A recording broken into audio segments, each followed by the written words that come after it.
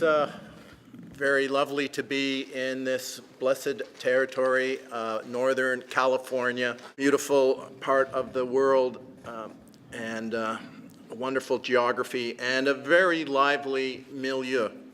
I flew in last night. I've got some new software in my computer here, which would have made the slideshow a little different. I could negotiate between the pictures, seeing the pictures, zooming in and out, but fortunately the link to the digital projector isn't in place. So I'll do the best with the images I have and negotiating with this inferior approach to going among the slides. But let me introduce myself and let you know that on August the 8th, next week, there is a major reckoning that is going to happen in court in Alberta, Canada, in Lethbridge, Alberta, Canada.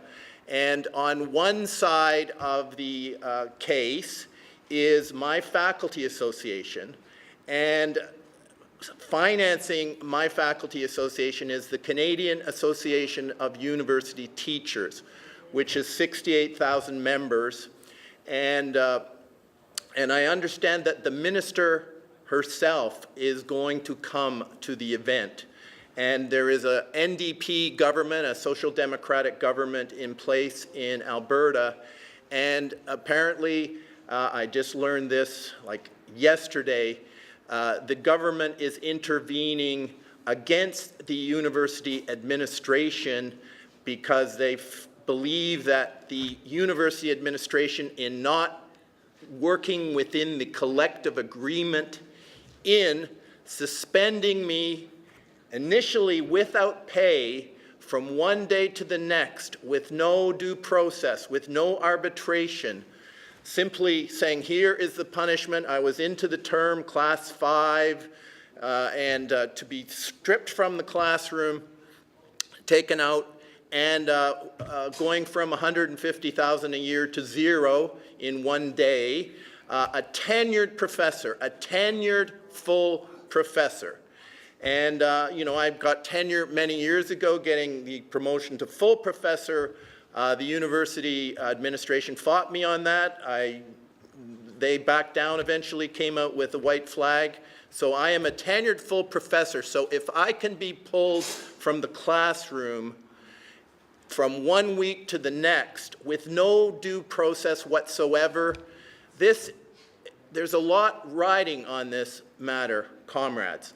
And so I want to, let you know that I'm a worker, and interestingly, the law was changed so that our faculty association became a full-fledged labor union just basically weeks ago.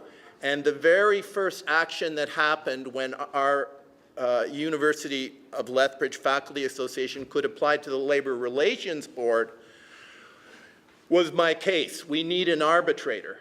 And the Labor Relations Board did deliver up an arbitrator. And now the university administration is trying to say, well, that's not appropriate. We should stay that process. They don't want to go through the collective agreement and the process of arbitration. And it should be, it's an outrageous situation. I've had hundreds of letters from around the world. It's sort of under the radar screen. It's not reported on in Canada. So Steve has been following it. Steve is kind of, I think I could say, appalled at the progressive left media because it involves weaponized terms which have been used against me in a very malicious fashion. I first heard these terms when I was leaving the New Horizon conference in Tehran in 2014, where they brought a number of thinkers together. Dissidents, essentially Western dissidents, a lot of people that have things to say about Israel. Of course, when you're in Tehran and you have people like Sheldon Adelson, openly saying in political context, we should nuke that country. And you have, Benjamin Netanyahu going into Congress to say, we shouldn't make a deal. Congress, the U.S. government isn't really sovereign. I mean, Netanyahu obviously seems to have some kind of higher position than anybody else in the whole US government, that he can walk into Congress and give a speech, get 39 ovations, all about Iran. So I'm often on Press TV. It's a recent development in my life that I took my Native American studies issues and I applied it to the Palestinians. And I had a graduate student who read my work, and he started to write for Veterans Today and connect to Press TV. And I kind of followed him along, and the next thing you know, I was in Tehran, and it was a very powerful experience to be able to talk about these forbidden subjects. And in a certain sense, to look at the global geopolitics from that point of view, which in a way, the divide between the Islamic Republic of Iran and the Jewish state of Israel, the rhetoric, the sword, the sword rattling, and it's not just sword rattling. Scientists are murdered in Iran. There's cyber attacks on Israel, U.S.-backed cyber attacks on Iran.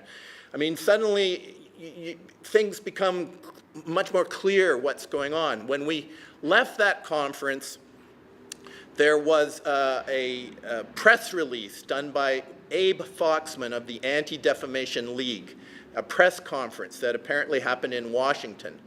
And the allegation was made that the people at the conference are, and these are the weaponized terms of our time, I think, the most weaponized terms of our time: anti-Semitic, conspiracy theorists, Holocaust denier, and sometimes 9/11 truther is in there. And to be have these terms put upon you, is not good for your career. And it doesn't ingratiate yourself to people who might be choosing, for instance, people for a book award, or who is going to speak on television and comment on these issues. So this has been sort of developing over a period of time, but this is the primary, I could say, exhibit. So let me present you this primary exhibit. So this post here was placed on my Facebook wall on August the 26th for a few hours. And it has this tiny text here, which I saw the post like a couple of weeks after it was said to have gone on my Facebook post, but I didn't immediately read the text, and I think it's designed that you don't read the text, but it's a horrific text. And so here underneath it is the original image. The original image that was tweaked and photoshopped to be put on my Facebook page and then taken off. So B'nai Brith Canada ran a campaign immediately. These are different. Okay, this is getting into her. This was the response of B'nai Brith Canada to this appearance of this post, which they indicated I was responsible for. I was at the time out of the country. I was in Lawrence, Kansas. I wasn't aware that this post appeared on my Facebook wall. As some of you will know, people can put things on your Facebook wall if you allow that to happen. Friends can put things on your Facebook wall.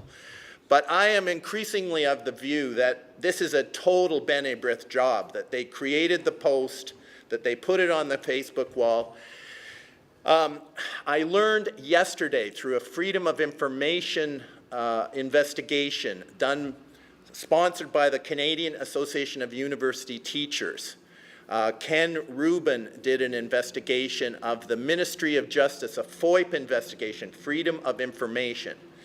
And this Facebook post, news of this Facebook post appeared on August the 27th in the office of the Premier of Alberta, Rachel Notley, in the office of the Minister of Justice, her name is Ms. Ganley, and in the office of the President of the University of Lethbridge. And so that's an amazing thing to me, that this appears. I don't know about it. Within hours, they phone the police. I'm subject to a police investigation. I was actually investigated for hate speech, and in Canada we don't have the First Amendment. We actually have legislation in the criminal code about hate speech. So I was investigated for hate speech and incitement to genocide. So I don't know if you've ever met anybody investigated for incitement to genocide. You know, my history in the academy is as a Native American Studies professor, to study the history of Indian policy, the treatment of Indigenous peoples, the ethnocentrism and the harsh treatment of Indigenous peoples in Canada, in North America, the Western Hemisphere. That's my specialty. And of course that leads logically to an investigation of the experience of the Indigenous peoples of the Middle East, the Palestinians, and their encounter with the new polity created in 1947-48. You know, first the Jewish homeland created by the Balfour Declaration, the British Empire, and then the full-fledged Jewish state of Israel created by Resolution 181 in 1947-1948. And of course, the experience of Palestinian peoples resonates with Indigenous peoples around the world. You know, they have experienced various versions of that kind of treatment, but the intensity of what's going on in the Middle East and the sort of recent nature of it, that it's been packed into a relatively short period, this assault, this genocidal assault on Indigenous peoples. You know, I talk about that, and another subject that I will talk about when this is a cartoon. You know, they've done a big job to smear me, to make me look foolish in the media. That was a cartoon there. This is the October 3rd letter saying, you're suspended. Get out of the classroom, eventually get off campus. And what am I charged with? Doing your Facebook page being used for virulent anti-Semitic comments. So that planted Facebook post is definitely a virulent anti-Semitic post, which as soon as I became aware of it, I condemn it. Of course, you know, I am not a proponent of killing all Jews like it says, like I'm reported to be. I mean, that's a rather grotesque affront to have that smeared upon you. But I think then the second point that there is this allegation from President Michael Mon, President and Vice Chancellor of the University of Lethbridge, October 3rd, 2016. It says, it has been brought to my attention through numerous sources that you are engaging in and have engaged in a series of actions which, on their face, would appear to contravene Section 3 of the Alberta Human Rights Act, including the comment about Facebook, and then inferring that Israelis, and hence Jewish individuals, and of course the Human Rights Act has to do with discrimination against individuals. So that's a kind of weird statement if you think about it. Inferring that Israelis, and hence Jewish individuals, were responsible for the terrorist attacks on the World Trade Center on September 11, 2001. And let me state here very clearly, I do see a lot of evidence connecting, I would call it Israel first partisans. They may be Israeli citizens, they may be dual citizens, they may be influential in the United States, politicians in the United States. There's a large constituency of powerful people in Congress, in the government of Canada, for instance, throughout the NATO countries, that put Israel first, or give a very high priority to Israel's policies and defending Israel. It's only doing self-defense. It's not doing genocide. It's not doing ethnic cleansing. You know, we hear this kind of statement coming from media all the time. So my research has led me to the view that there is a strong connection between the events of 9/11. I mean, who did 9/11? Was it 19 mostly Saudis with box cutters, obsessed with creating a global caliphate, who just worked their way through all the most elaborate system of defense in the world and intelligence, and brought down 3 World Trade Centers with 2 planes, and you know, and what happened at the Pentagon? Where's the plane? And I mean, there's a great controversy, and it's a forbidden controversy. I mean, it's off the radar screen in our mainstream media, but as a university professor, you don't just watch television and say that's the end of the story. The people in this room would not need any encouragement, I think, to understand that the evidence that we have of 9/11 does not conform with the story we're told. And of course, the smoking gun would be Building 7, the 3rd World Trade Center tower that comes down at 5:20 in the afternoon, 20 minutes after the BBC already announced it was going to happen, that comes down essentially, looks like a controlled demolition. It looks like it's resulting from explosives within the tower, not a single office fire that just happens to melt a certain part of the building that makes it all fall down. I mean, I want to just take ownership and responsibility for the fact that, yes, I read, I write books, I do research, I'm a full professor, a tenured professor at a Canadian university. I have some idea of evidence, and I will not back down from saying the official story of 9/11 does not conform with the existing evidence. And the existing evidence, you know, we have to ask the question, who did 9/11? Who did? If it wasn't those 19 Saudis, somebody did it. And who would have the incentive? And the Israel First partisans, the Project for the New American Century, the people who called for something like a new Pearl Harbor so they could do their neocon right-wing militarization that did happen after 9/11 in the Bush regime. I mean, this was the evidence is overwhelming that this is the primary constituency. So, this presentation has to do with Facebook. And, well, I'm sorry to have to impose this on you, but I'll just read you what this post that was put on my Facebook wall, and then appeared in the office of the Premier of Alberta and the Minister of Justice the next day before I even knew about it. Here's what it says. There never was a Holocaust, but there should have been, and rest assured there will be, as you serpentine kikes richly deserve one. I will not rest until every single filthy parasitic kike is rounded up and slaughtered like the vermin they are. The white man has had more than enough of international Jewry, and we are fully prepared to smite the parasite for the millionth time. The greedy hook-nosed kikes know that their days are numbered. I won't finish it all, but that is absolutely disgusting. As soon as I saw it, of course I condemn it, and yet it was written about and used as if these are my opinions. And so, you know, that is a very difficult position to be in. And just as I say, yesterday, I get the information, the Freedom of Information report that says this was reported in the top officials in, you know, my home province that run the education system, that run the criminal justice system, that I said this. And so is this just a sort of a mess up or something, or is there something more insidious going on here? Well, let's change gears a little bit and think about where did this post, where was it planted? It was planted on Facebook.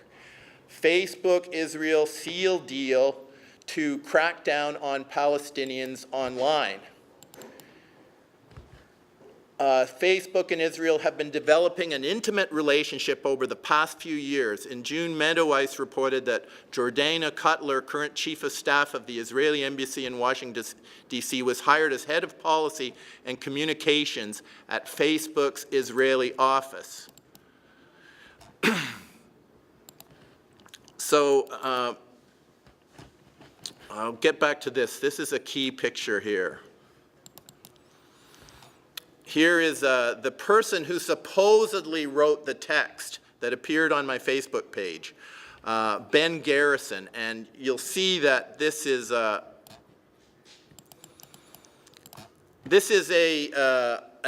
cartoon advocating that Facebook be regulated. Because here's a picture of Ben Garrison. He's tweaked. He's often tweaked.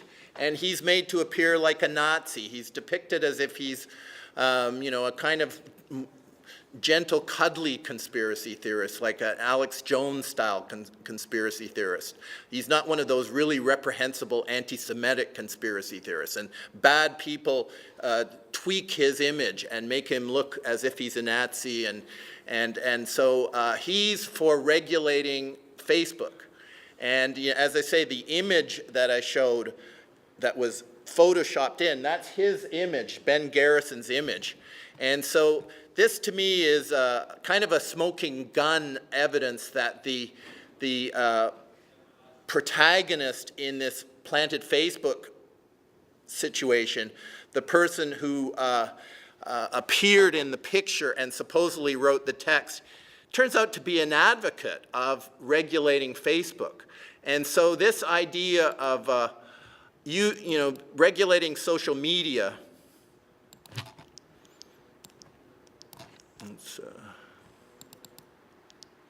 There he's being depicted as if he's a Nazi, which he says he's not. So I'm kind of suspicious that he's part of the situation. So let's go to the summer of 2016, and let's do a little history of Facebook and the Israeli government getting together. Essentially, Zuckerberg and Netanyahu meet together. And so in the summer of 2016, the Israeli government builds up a whole rhetorical line that Facebook is responsible for inciting terrorism, inciting murder. The word incitement is used very centrally.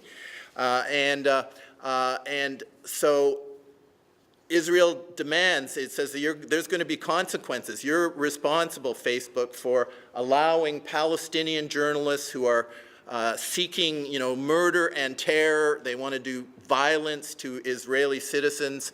If you don't take this material off of Facebook, you're going to be complicit in the murder of Israelis by Palestinians.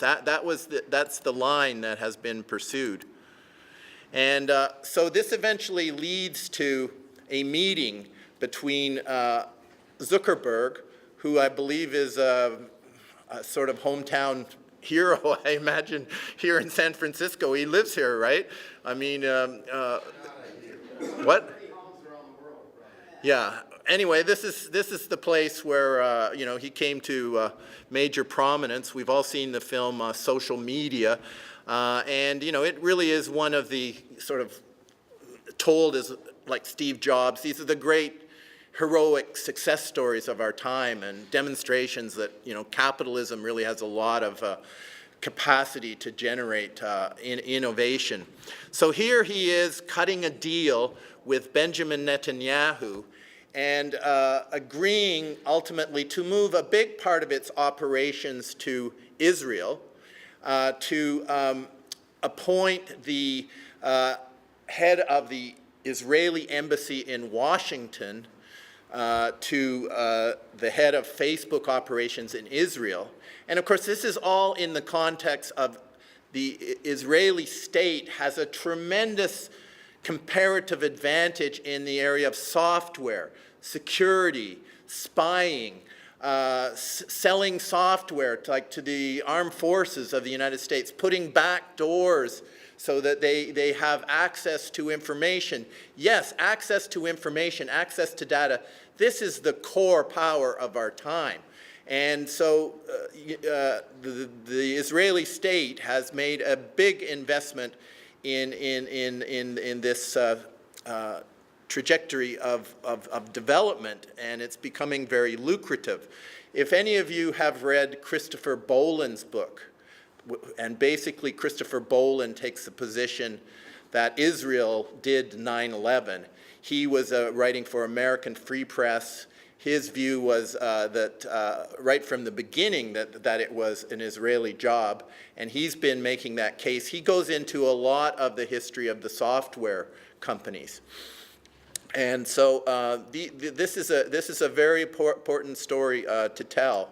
And of course, these developments figure importantly in the engineering of our perceptions during this time of history, where the agenda is demonize Muslims. We had a Cold War. Who was the enemy? The communists were the enemy. Suddenly the Soviet Union is no more. And yet here's the United States with all its investment in weaponization, in weapons technology. So the United States needs an enemy. And the enemy is provided, and the enemy is Islam. And of course, Saudi Arabia with its Wahhabism is a particularly good school for the teaching of Islamic proxy armies, Islamic sort of foreign service armies, which essentially are mercenary forces. These are mercenary proxies, ISIL, Daesh. Where did they get their arms? Where did they get their funding? Where did they get their backing? They get their backing from the United States. They get their health care from Israel. This is a matter of record. Al-Qaeda, Al-Nusra, and of course, in order to keep this mentality of fear alive in society, fear of Muslims, willingness to give enormous powers to the state to spy on us, to do surveillance. What do people inside this surveillance state, what do they do with the data? Imagine if you have that much insight into what's really going on. I mean, you can easily cash that in the stock market if you have, insider information about what's going to happen. So the engineering of false flag terrorism. I do a show with Kevin Barrett every week. We call it False Flag Weekly News. And it's just a barrage of events coming at us. Orlando, psycho Muslim terrorists, Paris twice in 2015, Nice, Munich, people, just crazy Muslims get in a truck and just want to run people down. I mean, when you really go into looking behind the specious reports, the lying reports in the mainstream media and say, what really happened there? And why do certain Israeli guys with cameras show up again and again at these different, events? This is a very elaborate psychological operation developing out of Gladio in the Cold War, where we saw all these left-wing groups who were supposedly blowing things up, and we find out that was NATO. That was a concocted, engineered series of what looked like terror events, which were terrifying to witness, and they discredit the left.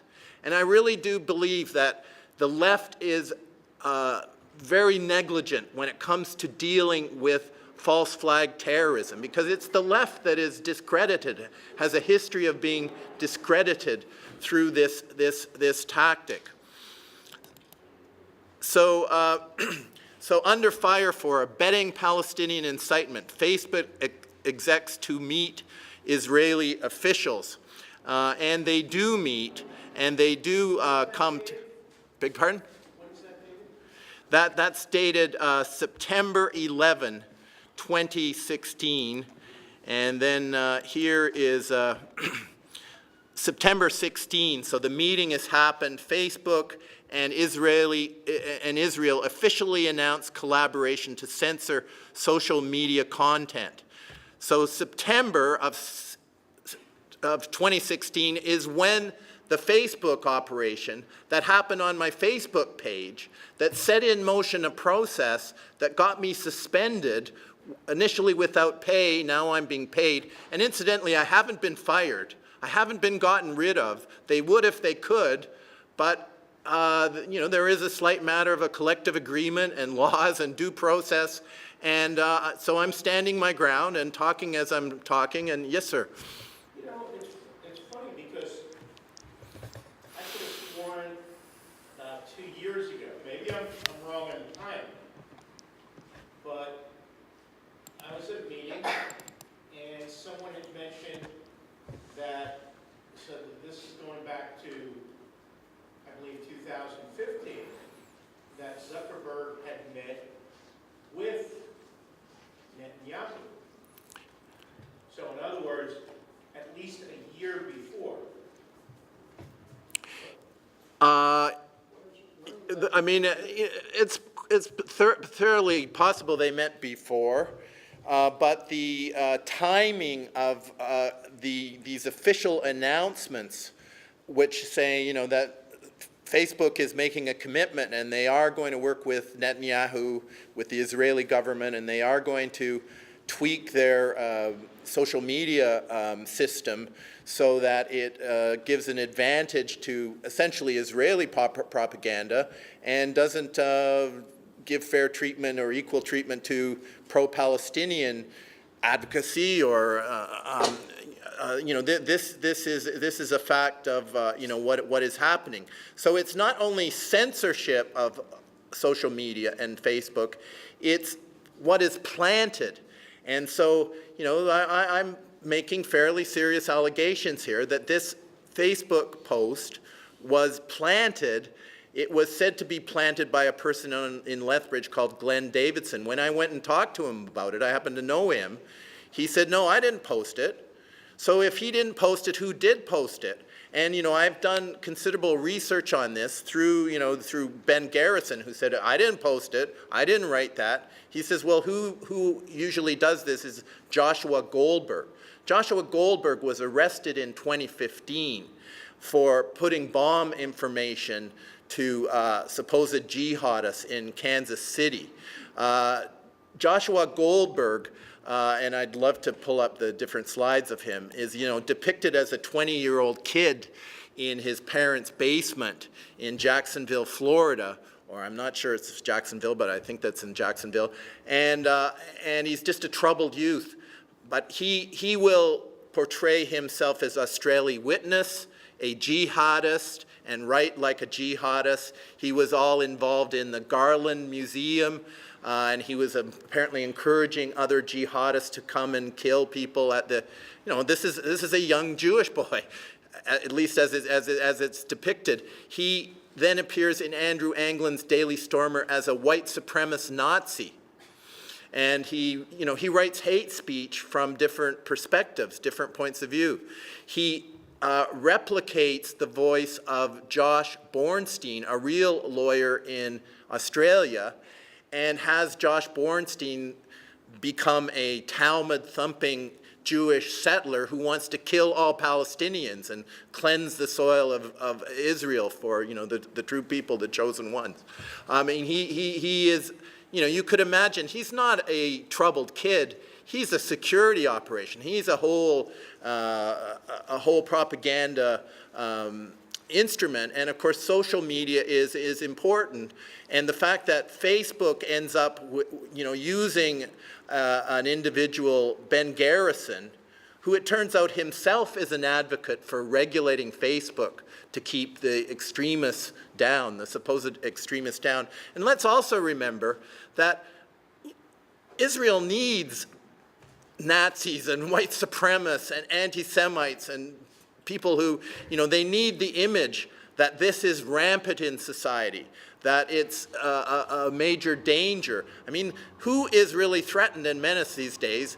It's Muslim people. And that is the where the major danger lies. How many Islamic people since 9/11 have met premature deaths, have been maimed, have been injured, have been displaced by the millions. This is the human rights issue of our time, really. And this use of social media, this use of media to contaminate the mental environment against Muslims. And who benefits from that? Well, we see when Israel speaks of freedom fighters in Palestine, they're not freedom fighters, they're terrorists. And the prisons are full of terrorists in Israel, so we're told. Well, they're kids, many of them, and they're not charged with anything. There's certificates, detention certificates. You don't have to charge them. You can keep turning these detention certificates over and over again. Yes, sir, you had a question.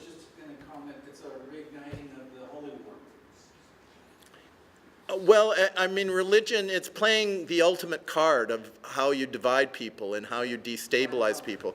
And let's be clear that Zionism, many Zionists are Christians. And this whole thing going on at Al-Aqsa and, trying to displace Muslims from that holy site in order to build the third temple and realize the prophecies and such. I mean, many Mormons are on side with that. Baha'is are on side with that. Any other questions? I don't know. I've got a question about that D.C. ambassador. What's his job with Facebook in Israel? He said that, but I missed it. I'm not sure. The person is called Jordana Cutler. And the former job was the manager or the administrator in charge of the Israeli embassy in Washington. And that is the person, so that person might know something about the inside, how Israel works on its more secret level. And to put that person in charge of the Israeli branch of Facebook, that's what comes out of this meeting. Yeah. Yes, sir. How can we keep up with this case? Yes, well, I would like very much to for you to keep up with this case. Is anybody going to interview me here when I'm in San Francisco, like Mickey Hoff or? I have to say that I haven't been totally great on. I've got a little website. I've written articles, and others have written articles in American Herald Tribune. I'm editor-in-chief of American Herald Tribune. So that's where you could look. And actually, if you'd like to leave me your email, that would be great. And I can send things out. Now, I'm just faced with a whole onslaught of new information myself. And wondering what to do with it. But really, I don't want to be under the radar screen. I don't want this to be, shuffled under the carpet. I think, I have a responsibility here, like the institution of tenure, for instance. If you can do that to me, a tenured full professor without any due process whatsoever, that's the end of tenure. So this is an onslaught on the whatever protections exist for what we would call academic freedom. Now, what are professors doing with their academic freedom? I mean, when I look at how many are really dealing with 9/11, for instance, it's fine to, or when it comes to the assassination of Kennedy, there's Noam Chomsky saying essentially, don't question authority on this key issue. And then he goes further and essentially demeans any professor, any academic, any person, professional or not, who would make a study of, well, what's the real story of what happened on 9/11? Where's the peace movement right now? What happened to the peace movement? I mean, if you don't have an assessment of what the wars are really all about, who did what to whom and who is doing what to whom, if you just sort of leave 9/11 as a kind of vague, undefined blank, like Chris Hedges does, for instance, or just Naomi Klein, or how many of the important left intellectuals just sort of bypass that subject. No, we've got to get some clarity because it's the primary event of the 21st century. And it's very important to understand what it was. There's a word for that, gatekeepers. Gatekeepers, yeah. But I wanted to comment too on, you had mentioned earlier about Israel's cybersecurity. There was an episode on HBO's Vice News, and it mentioned about the Beersheba cybersecurity complex that's underway. It's set to be the biggest infrastructure project in Israeli history, multi-billion-dollar compound of army bases. It's been militarized.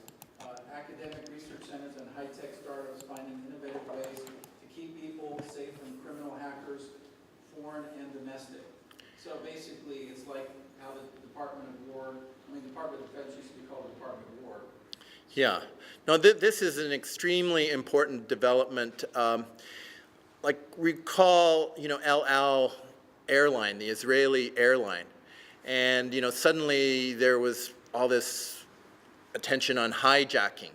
And so the Israeli airline company had, real procedures to look for the possibility of that. And, suddenly they became advisors on that. The treatment of the Palestinians, like police go from all over the world, but especially from our countries, Canada, United States, France, Germany, NATO countries, to study how Israelis do policing. And they're studying how the Palestinians are treated and, how the search for the terrorists is done. And so the expertise that is developed in that way, it's packaged, it's marketed. And so Israel, the sort of Palestinian of populations elsewhere, Israel is a leading force in, how to deal with terrorists and all of that, is a leading creator of merchandise, of products, of training, of software. And that has become their biggest business. And, it's a secret business, and it's a very nefarious business, and it's probably a business where what we're told they're doing is not what they're really doing.